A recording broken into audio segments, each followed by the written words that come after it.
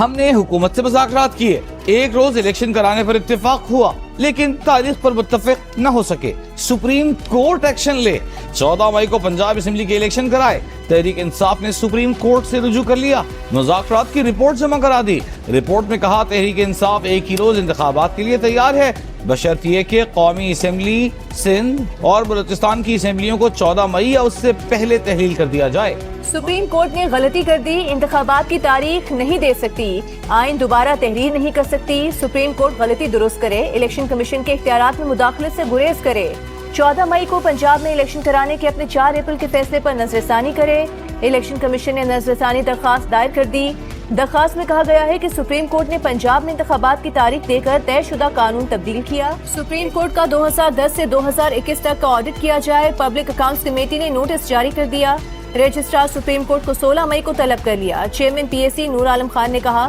Auditor general, صدر، وزیر اعظم، chief justice اور وفاقی وزراء اور ممبران پارلیمنٹ کی تنخواہ اور مراد کا تقابلی جائزہ پیش کریں۔ اجلاس میں رکن کمیٹی ڈاکٹر ملک مختار نے کہا کہ اس پر تو سٹے ہو جائے گا، چیئرمین کمیٹی نور عالم خان نے کہا کہ اگر سٹے آیا تو دوبارہ طلب کریں گے۔ سابق وزیر اعلیٰ پنجاب پرویز الہی کے فرنٹ مین سہیل اصغر کو اغوا کیا گیا یا فرار ہوئے، تھانہ ماڈل ٹاؤن میں 7 نامعلوم مسلح افراد کے خلاف مقدمہ درج، حکام کے مطابق اینٹی کرپشن کی حراست میں طبیعت خراب ہونے پر سہیل اصغر کو اسپتال لے جایا جا رہا تھا، نامعلوم ملزمان نے جی ٹی روڈ پر سرکاری گاڑی کو روکا اور سہیل اصغر کو زبردستی چھڑا کر لے گئے۔ ثاقب نثار کے بیٹے کی آڈیو لیک کی تحقیقات خصوصی کمیٹی کرے گی، اسپیکر قومی اسمبلی کی قائم کمیٹی کے چیئرمین محمد اسلم بھوتانی ہوں گے، دیگر ارکان میں شاہدہ اختر علی، محمد ابوبکر، برجیز طاہر، شیخ سہیل اصغر شامل۔ کمیٹی کسی بھی تحقیقاتی ادارے کی مدد لے سکے گی، کمیٹی اپنی رپورٹ قومی اسمبلی میں پیش کرے گی۔ پاکستان کو ون ڈے سیریز اپنے نام کرنے کے لیے ایک اور جیت درکار، کراچی میں تیسرے ون ڈے میں پاکستان کی نیوزی لینڈ کے خلاف بیٹنگ، فخر زمان مسلسل چوتھی سینچری نہ بنا سکے۔ پبلک اکاؤنٹس کمیٹی نے وزیر اعظم کی مفت آٹا اسکیم کے آڈٹ کی ہدایت کر دی، کمیٹی کے چیئرمین نور عالم خان نے کہا کہ یہ معاملہ ایک سینئر سیاستدان نے اٹھایا ہے، 20 ارب روپے کی بے ضابطگی کا آڈٹ کیا جائے۔ چند روز پہلے مسلم لیگ نون کے رہنما شاہد خاقان عباسی نے کہا تھا کہ 80 ارب روپے کی اسکیم میں 20 ارب روپے کی چوری ہوئی ہے۔ پنجاب میں گندم کی بمپر کراپ کے حکومتی دعووں کے باوجود لاہور میں گندم اور آٹے کی قیمت میں اضافہ، آٹے کی فی کلو قیمت میں 7.5 روپے کا اضافہ، 20 کلو آٹے کا تھیلا 150 روپے اضافے کے بعد 2600 روپے کا ہو گیا۔ مارچ کی فیول ایڈجسٹمنٹ کی مد میں بجلی 34 پیسے فی یونٹ مہنگی کرنے کی منظوری، بجلی صارفین پر 2 ارب 90 کروڑ روپے کا اضافی بوجھ پڑے گا، صارفین کو مئی کے بلوں میں اضافی ادائیگیاں کرنا ہوں گی۔ کراچی والوں کے لیے مارچ کے فیول چارجز ایڈجسٹمنٹ کی مد میں فی یونٹ 3 روپے 70 پیسے اضافے کا فیصلہ، اطلاق صرف 1 ماہ کے لیے ہوگا۔